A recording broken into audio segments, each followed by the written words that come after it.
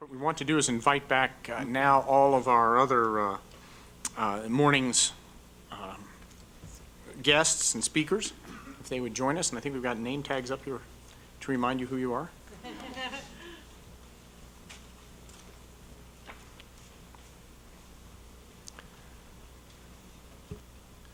While you're getting up there, I just want to expand on the contradictory on the computer. There is a role, given all the technology, and people think of it as doing all kinds of technological savvy things. There is a way of, if people check two contradictory boxes that pop up saying, you have checked a box that is incompatible with this. Please determine which you believe, and sending them back to the box. That's an educational use of technology. We do that now for those participants / patients who want to use an interactive dynamic system. We're using computers.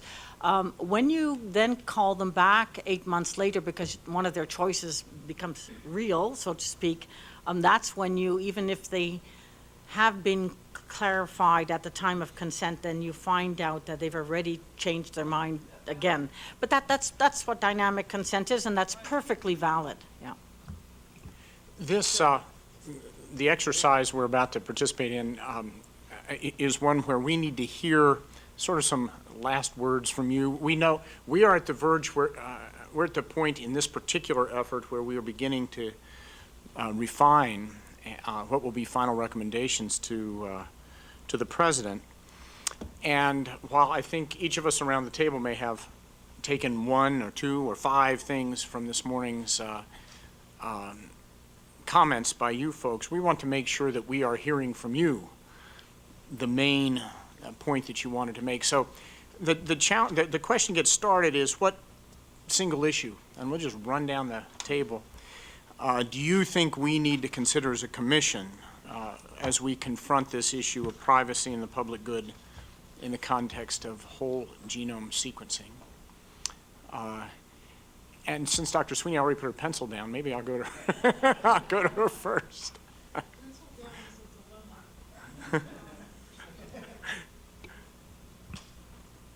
That technology can help save privacy, that it can change your thinking, whether it's with respect to setting norms like the labs that we talked about, whether it's with respect to changing the way you set up the platform so that the platform can do more analysis on the platform versus sharing the data around, or whether it's these teach-back consent forms. There is a technology developing around teach-back consent forms where you give the consent, you ask some questions. If they don't answer the questions properly, then you provide some education and so forth. So I think technology can play a big role so that we're not necessarily trapped into what we think. So the very thing that we imagine is threatening privacy, we could be using better to help ensure it.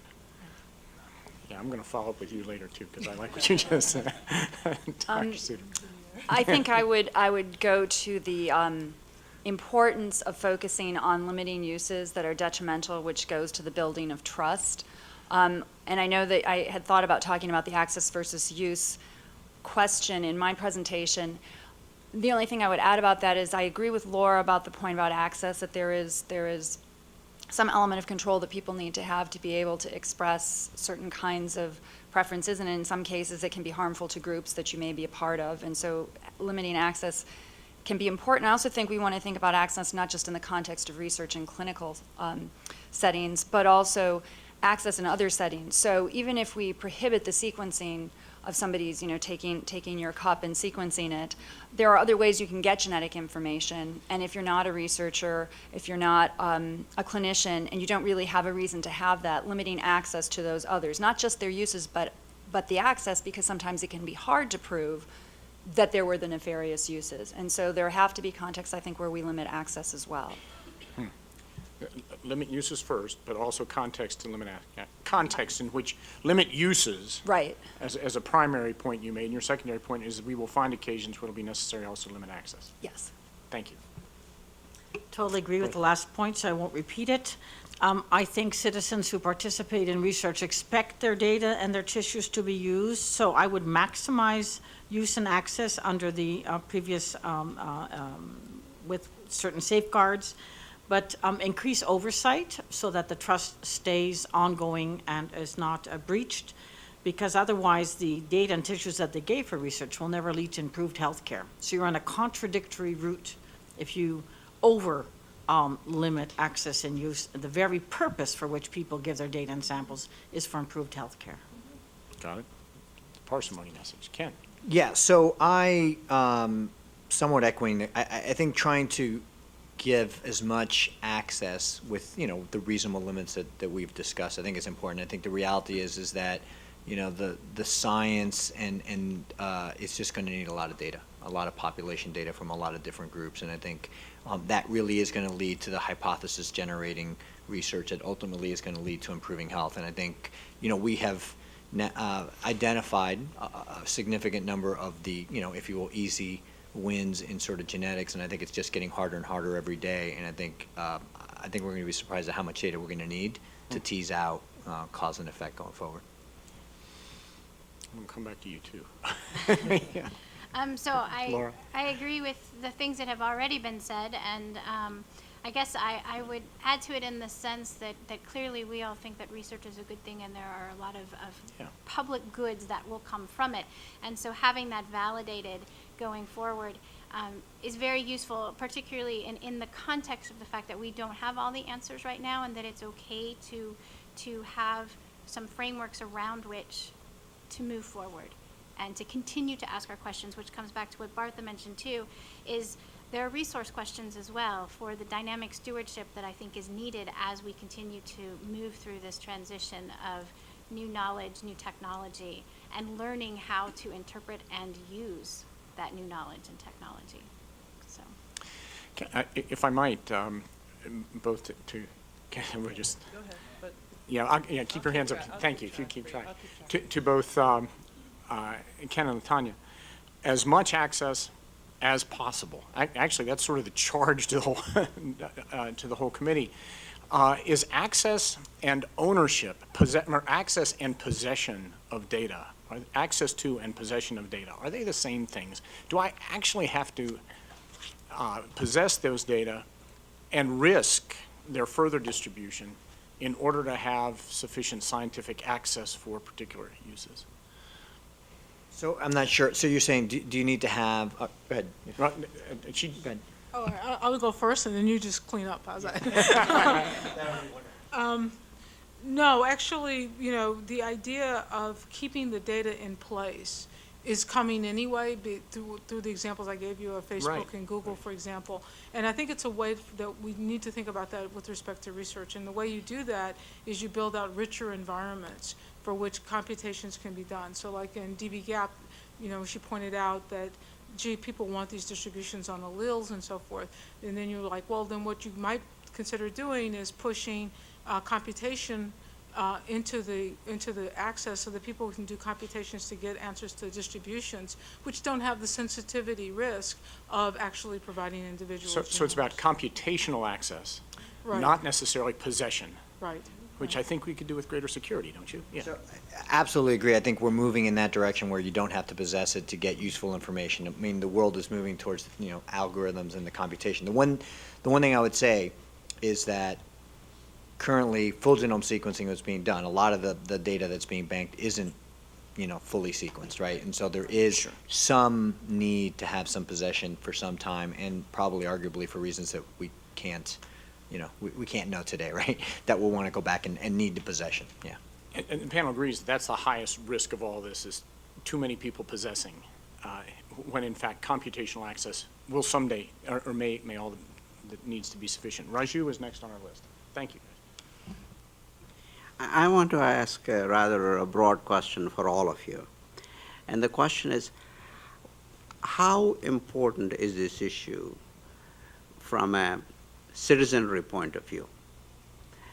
Right? So I want to frame that and say that, many people, want to participate in research for either welfare of the whole population or a welfare of a subset of the population that have a particular disorder or whatever the case may be. And the organizations that obtain certainly whole genome sequencing is increasing rapidly. And we talked about some of the things like Personal Genomes Project, where people willingly want to be able to provide that information. People crowdsourcing and want to be able to provide that information for the general good, and so on and so forth. So given this, high level of interest in the public, and for many of them wanting to provide the data, is the cat already out of the bag? So I'll start. For many, it may be out of the bag. I think, again, we come back to the fact that it's very hard to make generalizations that work across the spectrum of the population. And so we need to have a way to have balance in that and to respect some of those different preferences that there may be, because we also, as a research community, need to get used to the fact that there are patient-driven research objectives now, and they are coming together to do this, and that's a different perspective from another angle. But I think we still have to be mindful of what the individual or group culture may have to do, and not just decide, it's done, this is reality, and let's go forward. So I think if I understood the question, I do think that the consumer-driven nature of this is going to, it's just going to move forward. It's hard for me to see a situation where this doesn't move forward, and that's why, I think that having sort of safeguards, if you will, sort of at that last point are important. But as I said earlier, we're seeing customers either willingly giving up data, or we have to contend with the password that's ABC123, right? But either way, right, there's ways to get access, and I think consumers really, we do hear that they want it, that there's a sense of ownership. Whether there's a fear of how it's going to be used is almost different than just it's mine. And so I really do feel like the momentum is going in that direction. I feel it, and so I don't know if that you want to call it the cat out of the bag, but I think it's moving in that direction.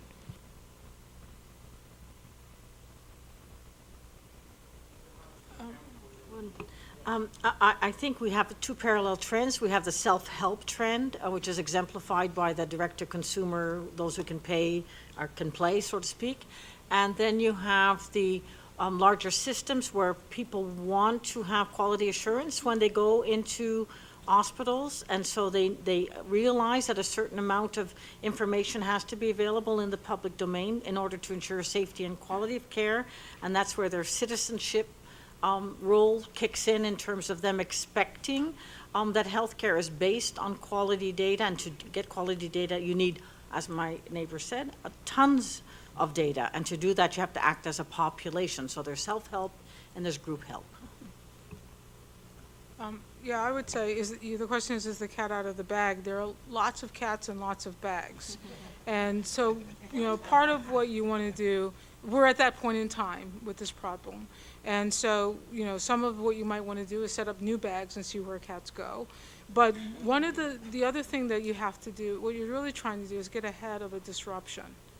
Because if you get a major disaster that happens and it shows up on the front page of the New York, of the newspaper, then in fact some outcome will happen immediately from Congress or wherever, and you won't like it, and it won't necessarily be optimal or good. And I think what you're really trying to do is get ahead of a disruption to figure out which of these bags and which of these bags might be a real problem, and which ones may show more promise. I just want to underline that in some sense that's our job, which is to make sure that we at least articulate the conditions which science for the public good can go forward without getting derailed by some incident that could have been prevented had only there been an articulated sense of what the constraints should be on this. It's very well, really well put. One brief comment. It has to be based on a reasonable expectation of a likely probability of its occurrence, because you cannot build policy on what I call the unethical trump card of hypothetical situations, the worst case scenario. In other words, my students always talk to me about Gattaca. I just open my mouth on genomics and there we go. And that is not the kind of scenario you want to build policy on. Well, that's a nice segue to my question, which is, since everybody seems to agree that it's at least primarily about use, if not also somewhat about access, I really want to drill down a bit as to what are the uses we're afraid of, or that we should be afraid of, and to really get those out on the table, because we talk about trust, we talk about privacy, we talk about, whatever these hypothetical situations might be, something terrible happening on the New York Times, and yet, without actually specifying what we should be concerned about, I'm afraid that it's just kind of fear-mongering rather than being specific. So I've heard a few, and I'm just going to play out a couple, and I was hoping that each of you could add what, if any, additional things you think we should be concerned about. So discrimination is kind of constantly on the table, whether it's a Gattaca form of it, or employers, or health insurance companies. That's part of the motivation of GINA, of course, and there may be other contexts for discrimination. Reputational issues, so issues that might arise from the release of sensitive health information, from mental health issues, from even ancestry that people may not wish to have revealed. So it might be something like that. I heard also that there may be some cultural beliefs or other beliefs about individuals who simply don't believe in the sharing of the information. I don't know what that is. I'm hoping that individuals who raise that could identify it. That's what I have so far. I'm hoping we can build specific additional uses that we might be concerned about or should be concerned about to guide our discussions. So I open that up to all of you, and I hope that anyone who has a perspective on it will share what uses, if any, we should be concerned about. I'll go first. A lot of my work, usually when I get involved, it's because somebody has a revenue stream they're trying to protect, or they're trying to stop one, and so forth. So my work is often rooted in economic harms. And in the case of the genomic information, that would be criminal and civil liabilities, things like that. And then what's driving it, often from the kinds of problems I usually get engaged in, is money, and somebody's making money. And then when it gets exposed or is made aware to the individual who might be the subject of the data, they had absolutely no expectation that this could happen or would be used, or how that person even got the data. And just a simple example of that would be, you hear that somebody had a breach of credit cards or social security numbers, and you've never heard of the company. Why in the world would you believe they had yours, but yet they had your data? And you're trying to figure out, how did they get it? Why did they get it? And it's because of some of the notices that you receive said, oh, we send it to this kind of data, or a lot of attention is paid on the data use agreement when the person first got the data, but not downstream uses of the data. Your three categories, discrimination / the stigmatization we can throw in there, cultural / origins, and reputational, are the classical generic objections or fears of leaving it open, so to speak, and see what the marketplace can bring, and our laws that already exist and are there to protect us, constitutions and otherwise. I think the biggest threat of genomics or genetics, and I don't believe in exceptionalism, like my colleague to the left, I think it's sensitive medical information, that's all, is that because of the genes and the genealogy and all the archetypes that come with it, that you are already perceived. It's not having something that's the difference. You know it. If you have it, your family knows it, your ethnic group knows it, or whatever. It's being perceived as already ill. It's being perceived as coming from the wrong tribe, so to speak, or having different origins, or being associated with a gene for some sort of intellectual disability and so on. So it's the societal interpretations of the genetic information that already makes you be seen and treated as if you were, whatever that is. And that's where it is. That's to me, is the threat. Can I add to that? And so I think there isn't really a new category, but in the context of discrimination, you talked about employer-insurer. I think one good example about what Bartha's talking about is in the situation of education, where we make a lot of presumptions about what people are capable of or could based on this information. And so I think that the discrimination could be seen as including many more categories than just insurance, employer. Also concerns in the adoption context. There are a lot of other areas where discrimination might be an issue here.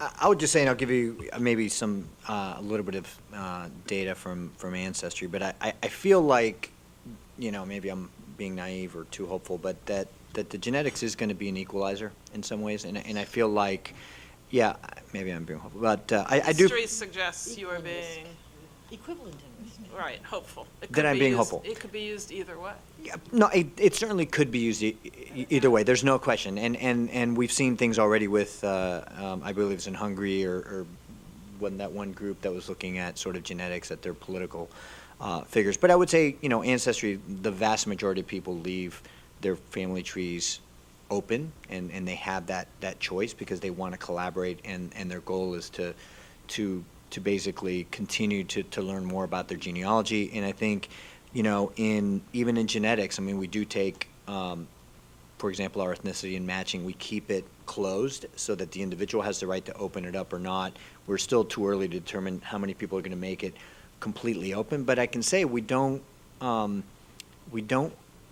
hide the ethnicities that we come up with. And so there are people every day that are learning that they are X%, African that maybe didn't know it before, and that's happening every day. We're also seeing other ethnicities, and I'll be honest, we have not heard any sort of negative, I haven't heard a single negative complaint one way or another, and I think, I'm hoping that, maybe I am hopeful, but I do hope that data like this takes us away from these gross phenotypic differences that we have relied on, and all of a sudden give us a different perspective of what it means to have different ethnicities and different, races. And I hope those terms just sort of disappear because they become meaningless. And so those are mine.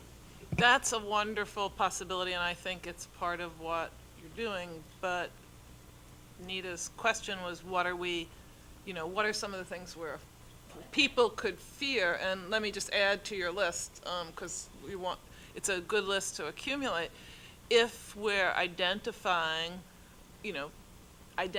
people might fear that it will become public knowledge even before they know it, that they're related to some nefarious person in history. They're related to Hitler or Stalin or, we're talking about the fears now. There's also a generalized concern, I wouldn't even call it a fear, but a concern, that there'll be invasion of one's privacy without one's consent. That is knowledge about oneself that one doesn't want to share publicly. Some people aren't concerned about that at all, and other people are. So there's a fear that because we're living in an age of Facebook and Google, and 1 billion people are on, I'm rounding to the nearest billion, 1 billion people are on Facebook, that the 1 billion people who now don't want to be and don't want information about their lives that publicly shared will be forced into that world. So there's a concern about invasion of privacy without one's consent because the vast majority may, or a plurality may want it. So those are concerns. They're not necessarily trumping concerns, but they're concerns that are there. I do have a follow-up, which is, so first I think that's helpful, right, to think about it as some people are concerned about the information getting out there. I question whether that's an invasion of privacy, or if it is a concern an individual has. I think that's making a judgment that it is an invasion of privacy, whereas part of what I'm trying to get at is understanding what is the concern about having information shared. You've articulated a really helpful one, which is some people don't want information out there before they even know it themselves, and some people wish to actually create a personality that they don't share with others. Yes. So Nita, but I want to clear this up because Nita's consistently not like the notion of No, I like privacy. I have a different conception of what it means in this context. Okay, well, so if you look at the concerns in Rachel's piece, one of them is that in order to have relationships of various kinds with people, we share different levels of information with them. And a whole genome sequence gives a lot of you could aggregate this information in lots of other ways, but it gives a lot of information about your person, perspective as well as, and there are people who legitimately see some of that information as private information that they don't want to share without their consent.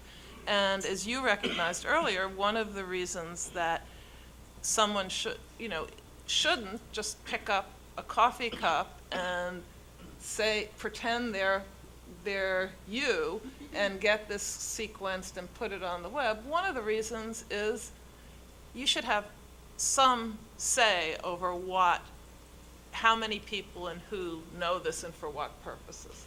I agree. The sum is the only thing I'm pushing on, right? Which is, it's not, I don't believe that all of the information that is contained necessarily would make a person feel violated. And so trying to get at what uses people would find concerning, I think tries to articulate the difference between what might actually make an individual feel violated versus what information is actually something we don't have an expectation of privacy around. Can I, at the risk Sure. of belaboring the point, I do think that We need to talk it through. talking about the harmful uses is a really important way of thinking about privacy, but I think privacy can't just be about harmful uses. I think that there is intrinsic value. I think the Rachel piece you're talking about, many others have talked about the sort of formation of the self, how we understand ourselves, how we build relationships. I think privacy has a strong relational component. And so I think that has to be understood as part of privacy. Now, whether we give it as much weight as the other sorts of harms, I think is a different question. But to me, that seems very much a part of how we think about building some sense of the self and intimacy and relationships with other people. I think that's a very, very good point. I will add, though, back on the harmful side, we've heard again from Dr. Gabriel, and just want to read this into the record. He suggests a good word for much of what we're talking about, if not another piece on the list, is concern about exploitation from having these data out there. I think it's a good word. So I'm sorry, so the exploitation in terms of certain individuals? Sorry, I just wanted clarification in terms of exploitation in certain Well, why don't we have classes, Dr. if you will. Gabriel stand up and mention that? Yeah, holler for us. Thank you. One of the things that I find when I work a lot with healthcare ethics and as well as human research. When we talk about exploitation, I'd rather not limit it. I think that's part of the problem. Exploitation is the fear of exploitation is a fundamental fear to the human animal. I'm scared to death of being used and abused. I think if we've worked in counseling with folks who have suffered from abuse, we know that. So when I come forward and someone says that they're going to take my data and use it in whatever way, there's a thing that happens to me psychologically, spiritually, if you will, emotionally, and that's a problem that's talked very much in history in the work of Nicholas Berdyaev in moral objectification. And I think that there's a need to revisit some of those good conversations and dialogues that have happened over the last 100 years about that, especially in the light of the Holocaust, Tuskegee, Guatemala, Nigeria, Jesse Gelsinger, Ellen Roche, and we take a look at what do all those things have in common?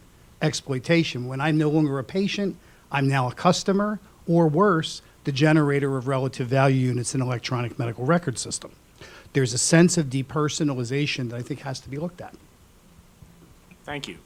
Dan, let's go to you. Yeah, I've very much appreciated the analogy to the Tower of Babel, and think that maybe one of the things the Commission might do is to help clarifying language. And we've just had some discussion about that, and about the question of privacy and its scope, whether it's not just harm, not just a question of ownership, but the sense that genomic information is, if you will, not just knowledge about me, but knowledge of me, that it's embodied information in a way that's not absolutely, unique, but important as a difference that's contained perhaps under privacy. Another set of things that we might look at, I thought, with clarifying definitions and relations between terms like privacy, confidentiality, anonymity, and trust. To think about, for instance, confidentiality as privacy in trust, and if we have all of those things lined up, we might be able to help clarify the literature that way.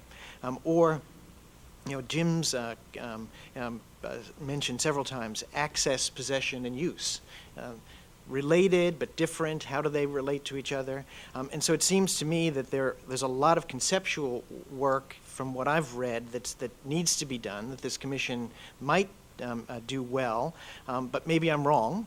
Maybe this is all out there already clear in the literature, so I'd like to hear from you if that is the case, so we don't have to waste our time, we'll just cite somebody. But if it is useful, tell us, and if it is useful, also tell us if there are other areas besides the ones that I mentioned.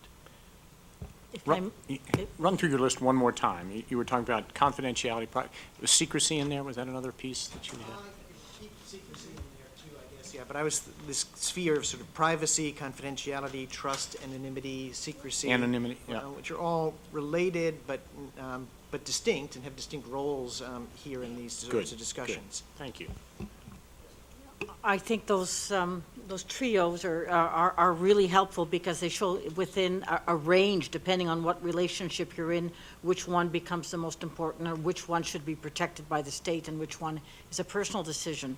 With whole genome sequencing, you get sort of three levels that have to be distinguished as well. While we're on trilogies, you get the filial, you get the origin stuff, you get the biology, which is maybe even more sensitive than the what I would call the Mendelian genetics ones, the rare mutations. Though most people would probably know because these rare mutations run in families, but still, those are the fateful ones, the ones we associate with disease and horrible outcomes. So that's also very sensitive because it affects your whole life, your family life. But 90% of what we're going to see in whole genome sequencing is going to be probabilistic, indecipherable information. And my only hope, and maybe I'm idealist like my neighbor on the right here, is that we're going to discuss, like we do the weather and airplanes that don't leave, we're going to discuss, oh, I'm at risk for this, yeah, but my brother found he's not but my aunt, but my friend down the street, can you believe? So we'll be talking about it like the weather, and the probabilities are about the same. And that will equalize. In other words, we won't be equal, but we'll be equivalent in risk. And that's what I think is what NGS, next generation sequencing, will make us learn how to live with.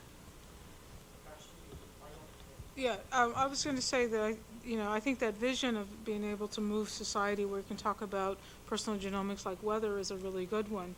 But to get there, this interplay between privacy, confidentiality, trust, anonymity, and secrecy is really interesting. I'll give you one example that I heard in the second panel, is the use of the data use agreement and the word de-identified. So if I applaud the work of NIH and many homages to NIH, but, and I don't mean to pick on NIH, because this is a very common thing we see whenever the government is involved in the data, is this heavy use on this data use agreement and heavy use on the reliance of the word de-identified. So to the extent that if you say de-identified doesn't really carry strength, then why use that word in your presentation? Because in fact, a lot of the protections did not assume that de-identification was strong. But it's a loaded word because to those who want to believe in de-identification, it means anonymity, and therefore the data is less risky. And the absence of the word means fully identified or almost identified, or leaving it open, and it sets the barometer. So that's a real problem. In both the ancestry data, our own experiments, our own published results, as well as the GWAS study, show that data can be re-identified. A very simple example is trinucleotide repeats. So like Huntington's disease, we were able to show that if you have the genomic sequence, the length of the repeat will tell you the age of onset. You go to hospital discharge data that's publicly available, and you'll see an estimate on the age of onset. You'll see where the person has gone. You'll get demographics, and then you relate the demographics to a population register to put back a name. So and there are and others have shown other kinds of vulnerabilities. But rather than run the other way in a data use agreement by saying it's de-identified, and by the way, everyone's guaranteeing that they won't identify participants, I would push back on that also against this, I won't re-identify, because when there's a lot of money involved, and the group that got the data said that they would not re-identify people, what that really means in practice, I can tell you on the ground, is you re-identify because you have a reason to do that, but you just don't make sure nobody ever finds out that's how you got that data. And so as a result, and it also squashes experiments. It makes it very difficult for those of us who want to say, what are the risks and what are remedies in identification? It squashes our ability to actually say to NIH, this is a risk, and here's a remedy to that risk. Because after all, you can't have their data if you're going to re-identify. So I give that as an example of how the role of anonymity relates to trust, relates to confidentiality. So what you guys are dealing with is not just the definitions of these things, but the ecosystem of interplay between them. Just one comment. What's interesting coming from sort of the science into now the internet world where we have to communicate the genetic findings to individuals is boy, there's a real chasm there, right, in terms of the discussion here today and how that's going to be communicated. And I think, we work very hard every day to make sure people understand simple genetic findings. Up until a year ago, everything was a haplotype, and I'd have to go and figure out, like, where's that haplotype live? And then, the reality is people were turned off by that. When we asked people, do you understand the results? Like 75% said, I have no idea what you're talking about. And that was just simply a haplotype that you could plug into Wikipedia and find out the region it came from. So imagine these issues. So I think we just can't lose sight of the fact that at the end of the day, it's the customer. And we need to really boil this down to something super simple that they understand. So. I'm sorry, could I just, that's okay, I just wanted to respond a bit to Dr. Sweeney's comments, and not in a defensive mode, but because I think it's a way, an area that the commission might be helpful in thinking about or talking about this going forward with the kinds of conceptual issues that we're dealing with, is a lot of the reason that we are bound and talk about in our structures the de-identification issue is because we are bound very much in setting up any of our agreements to promote trust by existing law. And that's how things are defined at the moment. And so the science and the technology has moved past our existing laws and regulations, and we are trying to create new systems or adjust systems with what we have in hand. And I think some new perspectives on that you all might be able to define through this conceptual work would be very helpful and could then inform new adaptations to bring about the trust that we're seeking. So Dr. Shaheen asked, during his presentation, mentioned the safeguards against data breaches and mentioned that you actually, run drills against people probably as good with computers as my 17-year-old to be able to potentially get access, obviously when that was unintended. And so I guess my question is, I understand my own agency that I work with is very interested in information assurance, as you might imagine.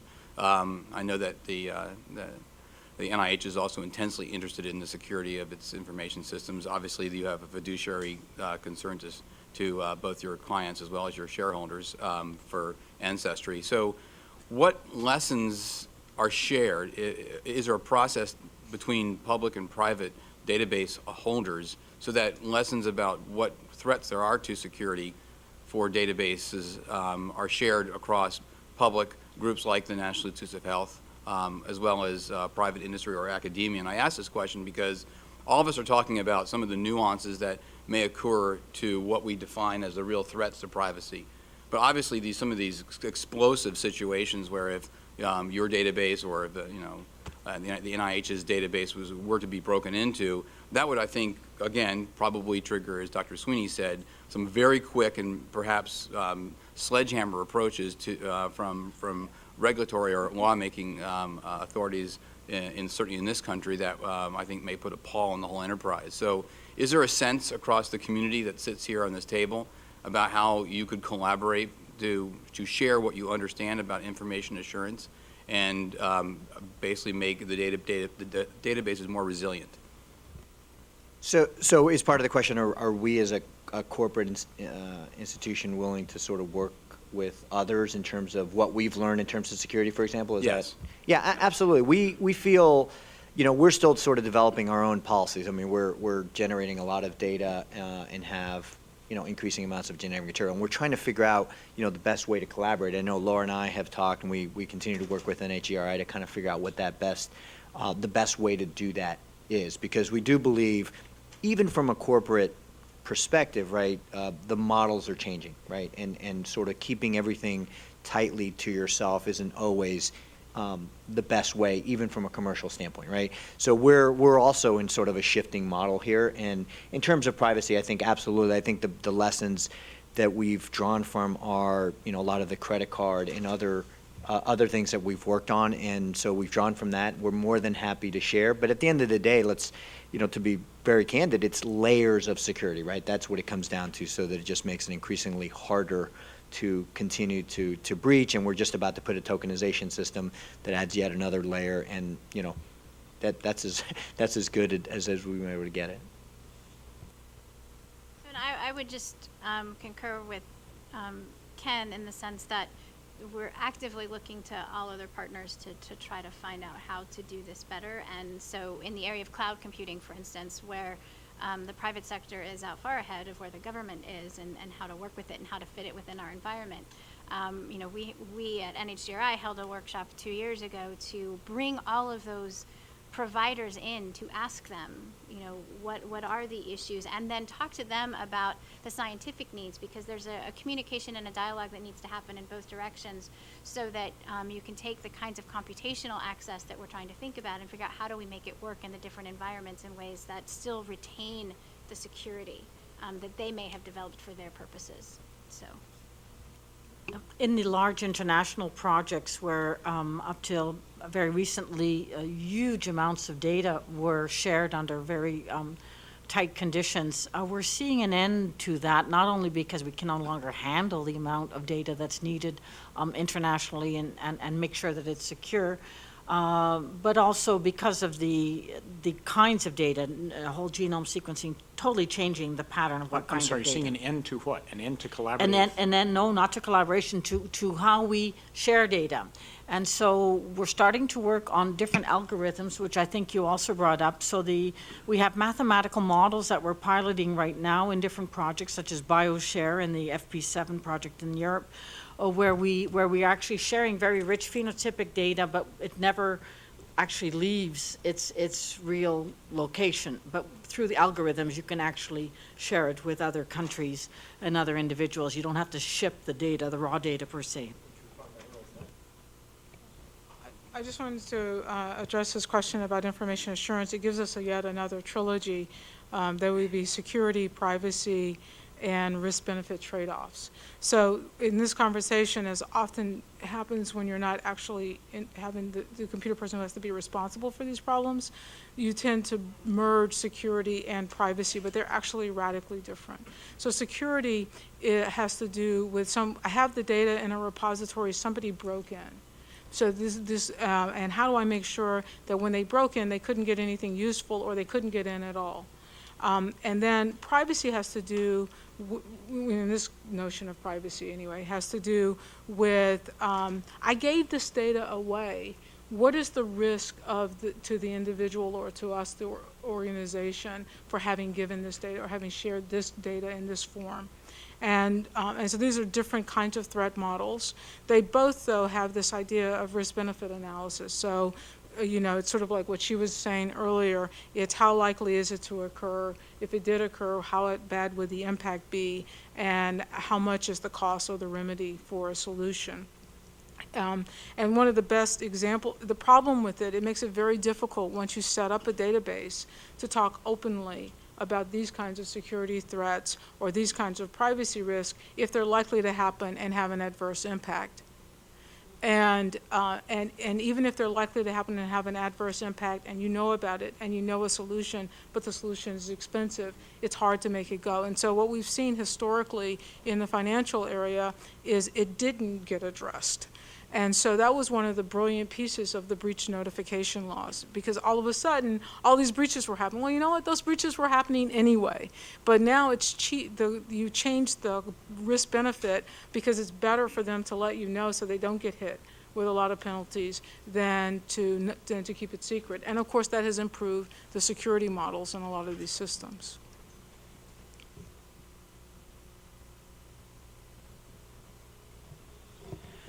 Well, when I first raised my hand, I had one set of thoughts and concerns. So much very, very beneficial discussion. I'll just kind of run through my questions and concerns. As for the list that Nita Farahani began to generate about what the fears are, I think, right, discrimination, reputational concerns, cultural origin concerns, and then we added to that problems about profiling and categorizing, putting people in boxes. I heard the word identity theft. I heard concerns about being forced into social networking contexts, and invasions of privacy without consent being its own sort of concern. And I just wanted to put a fine little point here on this concern about commercial exploitation, because one specific type of commercial exploitation that I know some people are concerned about is the sort of concern that was raised by the development of the African-American targeted drug, Vital, the drug for African-American cardiac disease, where what could have been seen as a public good, namely an effective remedy for a condition, was seen instead as some way of profiling, discriminating, exploiting people. And so as we make our list of what people are afraid of, we're going to have some of the things they're afraid of are going to be sort of oddly in tension with what we might think of as public goods. So that's just one sort of point. I also wanted to comment on the issue of trust, which has come up again and again and again today. And I found myself thinking about the work of one of my mentors, the very pioneering bioethicist Cicely Bach, who described trust as a fragile good. And it is a very fragile good. It's fragile because, on the one hand, it's something which we often say has to be earned, right? On the other hand, we know that trust comes with the territory. The people in the white coats get it automatically from some people. So, in thinking, in thinking about trust, we need to constantly remember that it has this sort of odd dual dimension of having to be earned and yet coming with the territory.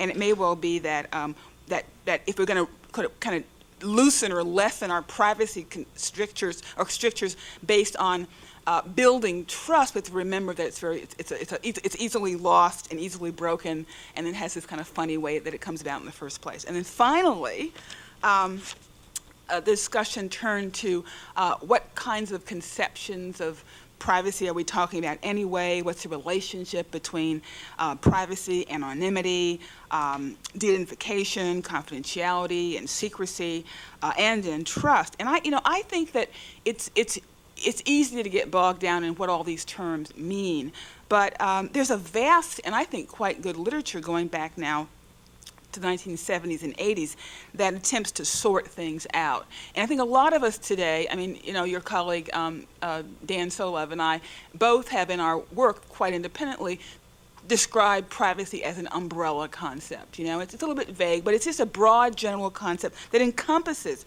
anonymity, confidentiality, secrecy. Well, how so? Well, the way I have put it in my own work is that, and learning a lot from, again, Cicely Bach and others, secrecy involves intentional concealment, right? That's because of the unique little conceptual sphere around its intentional concealment. Anonymity has to do with concealment of personal identifiers, right? Confidentiality has to do with limiting access to data to authorized recipients of that data. So each of these terms has its own little set of sub-connotations, but I think what they all have in common in this privacy umbrella is the idea that we're trying to create conditions that limit access to information and to people.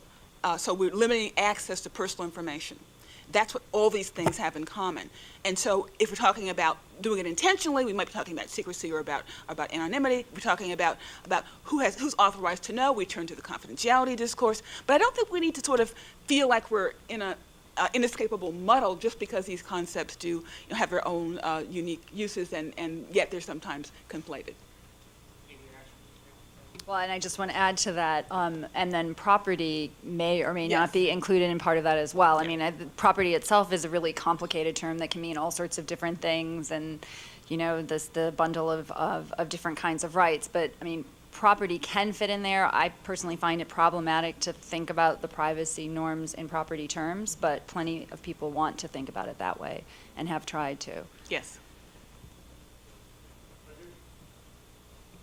That I want to pose a question to Bartha, but I would also like to have views from the rest of the panel members. So Bartha, in your last slide, and the first recommendation is that not regulations, but guidelines. And maybe you could articulate a little bit more as to why you think, that approach is better than regulations. Is it because of the dynamicism of where things are going?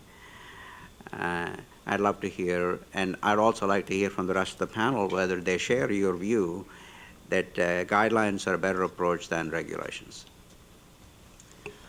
I'll go in reverse. Guidelines are not necessarily better, but I find that they make people think. When regulations are usually adopted pursuant to a law, that's why they're a regulation, not a law, and they tend to lead to both researchers and IRBs checking off whether they've met the Fed regs this or the HIPAA 1, 2, 3 to 18, and they don't think. And when you're dealing with people and complex issues and their values as well, never mind the context and so on, you have to encourage thinking both on the part of participants, but also researchers and the IRBs. And guidelines give you that latitude, and at the same time, the horror of having, conflicting interpretations sometimes of the same guideline. But that's what distinguishes us from machines, is that we have that responsibility to constantly rethink what we're doing and why, and guidelines encourage that. And I would just join in on that. I think regulations tend to become and be useful for addressing absolutes, but there are limited situations, particularly in these emerging areas, where we know absolutely what is the right way to go. And guidelines can accommodate the complexity of reality and of changing situations, and they can accommodate change. And again, I think that's very helpful right now, where we are all learning about this information, about how we will use it, about what it means, and about how the public is going to uptake this information and integrate it into their lives. Yeah, I want to make an observation, which I hope there'll be agreement on, but we'll see. I think it's important for us as a commission and for all of us not to speak about what are just about what the fears are here.